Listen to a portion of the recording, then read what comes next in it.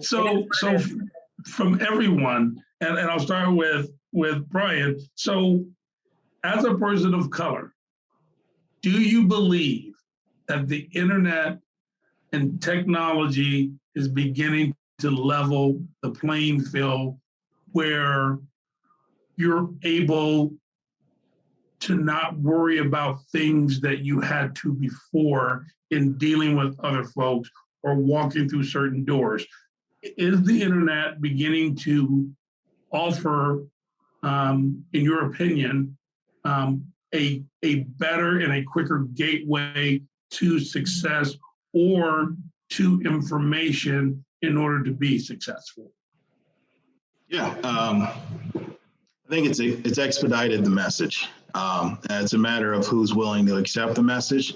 You can get it to, instead of 100 people and 6 people didn't like it, you can get it to 1,000 people and 60 won't like it. So I think you have a better opportunity. I mean, I'm kind of like Mr. Ross's father. I'm not a big internet guy. I don't have Twitter. I don't have Instagram. I don't have Facebook. I don't have any of that. I have LinkedIn. That's it. Any other Brian Bolton's fake. So I just, kind of stick with that.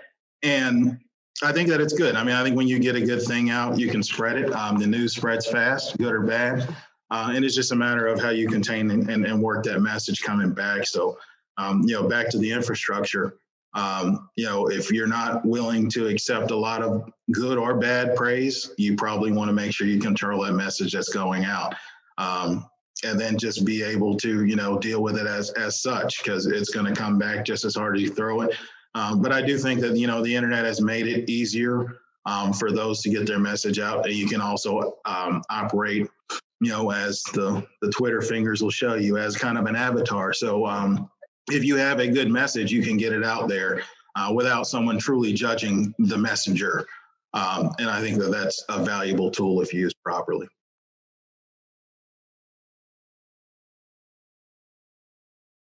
I think that there are pros and cons to it. Today, with the internet and everything, you can get your message out there and you can get it to the masses. So there are a lot more people that you can reach through all platforms of social media. I don't use them all. I have Instagram, Facebook, YouTube, and LinkedIn are my 4 favorites. So I'm not a TikTok person or anything like that.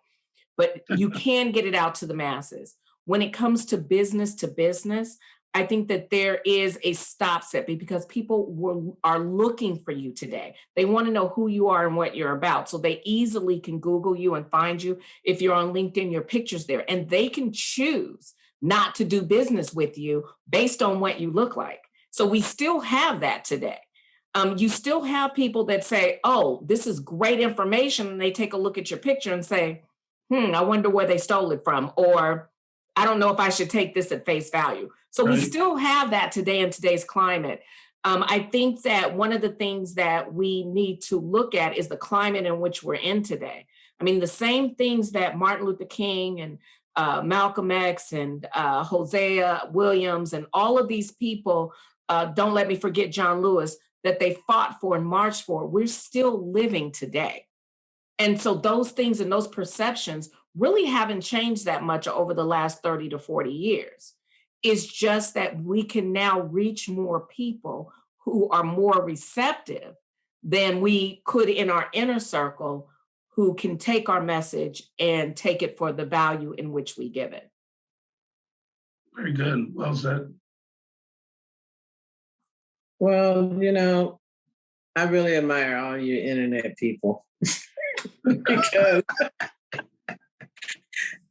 like Janelle's dad, I get it.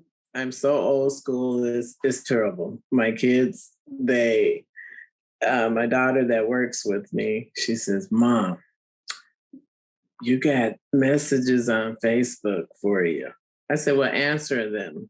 That's why I pay you for it. I don't get on Facebook. I don't get on none of that. But I'll look on it when she's on it. But she says, well, Mom, somebody is trying to get a hold of you from your past. If they don't have my number, what can I say?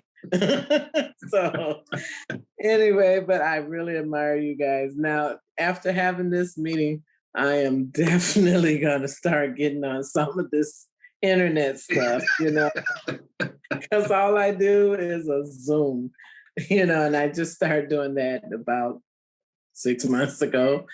But I am definitely, you women have inspired me to get out of my comfort zone some. But Wonderful. live in Lincoln, Nebraska. There's not many here. So I want them to see my face, the real me. I don't want somebody making up my face to be somebody that I'm not, because I am who I am. And I might be calling you ladies, because I got to get on that internet and get on that Facebook and that Twitter stuff. But I mean, the only thing I try is Zoom and Skype. That's it. Amanda, don't feel bad. Until the pandemic, I wasn't on Instagram, but I was feeling left out when D Nice started his. Right. So I was like, wait a minute, everyone's talking. I was like, oh no, I got to do this. Right. So I am on. I just use LinkedIn and Twitter, and I'm not the best with those. And it takes friends of mine sometimes, or my social media rep, to say, you're trending, and I'm like, what? And he's like, I need you to go. I was like, oh, I need to respond to people. I was like, okay. Yeah. So I've gotten better. I'm not quite like my dad, but I do not have Facebook, do not want Facebook. And I agree with you, Amanda. If they don't know where you are at this point and they can't Google and find me, they don't need to find me. There you go. But I can tell you that my phone number is on every my personal phone number, not my business phone number. My personal number is on every social media I'm on. And when people reach out to me and they don't call me and they say, can I get your number? I wonder, just how savvy are you? Because you can always find my phone number and pick up the phone and call me. And guess what? Even if you block your number, I'm going to answer. I answer blocked numbers. Wow. Roxanne, you're good. Yes, she is good, right? I don't know. You are, Yeah, no, right? Yeah, no. you're not in my phone. No. The state of Nebraska, they tease me a lot because I do a lot of work with them. And they said, Amanda, we are calling you because we know you're not on Facebook and we can't get a hold of you there. We're calling you and we know you just want to hear our voice. I said, I sure do. I sure do. And I do everything now when I'm turning in paperwork to them. That's why I have my daughter working for me. I'll tell her, it said you need to scan this, so scan it. So that's it. But she says, Mom, you got that big computer in your office. What is it for? Show. It's for show, because I can get. But Amanda, you just went back to the point of the earlier conversation about customer service. It's about communicating with people the way they want and need to be communicated with. So just because I'm on social media, if you pick up the phone and call me and I know you like to talk, I'm going to call you. I'm not going to text you. I'm not going to try to find you on Twitter or LinkedIn. I am going to pick up the phone and call you because you said to me, and I heard you, that that's the way you like to communicate via phone. Or for me to drive all the way to Nebraska from Nashville and sit and knock on your door and say hello. Right. Okay, well, you're more than welcome. You're more than welcome. But, they made me get this iPhone. And, Oh, Lord. they said, we've texted you. We've texted you. Really? I didn't hear it. And they said, well, turn the volume up. It's up. Well, see, I'm texting you now. I heard it.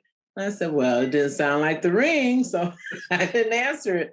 And she says, Mom, you have 127 texts. Oh, my. Okay, I get to one a day. Oh, my. I don't have time to. But when Robert and Joyce text me, I do try to answer it sometimes. So they got a special ring, so I have to answer it. But I'm gonna get like you guys by the time we meet again. I promise you. Wonderful, wonderful. And Erica, you had something to say, and then I'm going to wrap up. I know you guys are all super busy, and I think this has been good for audience, and this will be playing for some time because it's on demand as well. But go ahead, because I know, Erica, you had something you wanted to add to that. I did. So last summer, me and 4 girlfriends started Women of Color Automotive Network, which is a nonprofit called WOCAN, and we started it to help bring more women of color into the automotive industry. It was at the time when the George Floyd situation was happening, and people were polarized, and the automotive community wasn't talking about it. And we felt alone already, and we knew as 4 women that were across the country that needed to be able to find other women of color, we needed to create an organization that spoke to that. And I think the power of the internet was that Automotive News picked up the story, and the Automotive News editor said, I'm going to tell you something. If it wasn't for what was going on in the news today, we probably wouldn't have covered this story, but we feel like it's relevant. You had, Kamala Harris getting ready to run for VP. So all this stuff happened where being Black was kind of the talk, and everybody was supporting the BLM, Black Lives Matter movement. And Automotive News wanted to take the story about this nonprofit because it was relevant, they felt at the time. But if it wasn't for the power of the internet, then us 4 ladies who started this little nonprofit would have never gotten that coverage. And now we have over 400 women who work in automotive that are members of this group. And we connect digitally every single month with speaker series, with scholarships. We got sponsorship from different manufacturers and different brands who said, we want to see more women of color in our industry, and we want to support that. And if it wasn't for the internet, I can tell you, us knocking at dealers' doors or walking up to a manufacturer saying, hey, can you give us some money, would have never happened. So the internet has allowed, and Facebook and social media and all these tools and platforms, while it hasn't evened the playing field, it certainly has given a voice to us that have already been talking and have always been talking, but just made our voices a little bit louder. Yeah, I was going to plug your group as well, so I'm glad that you did it. And actually, I did not know that you were also part of the groundwork for that.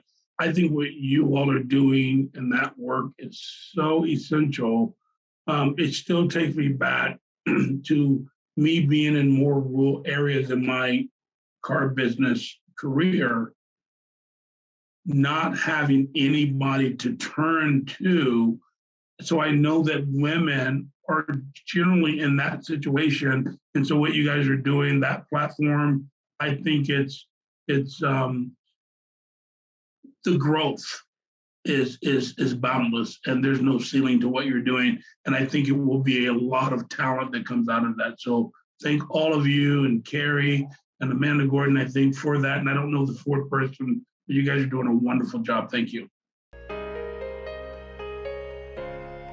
Plug in more women of color into such a thriving industry. A job at an auto dealership. I said, I don't care what job you get, just go get one, because no, ma'am, I play my games. On the opportunities that we have, there's different women's organizations here.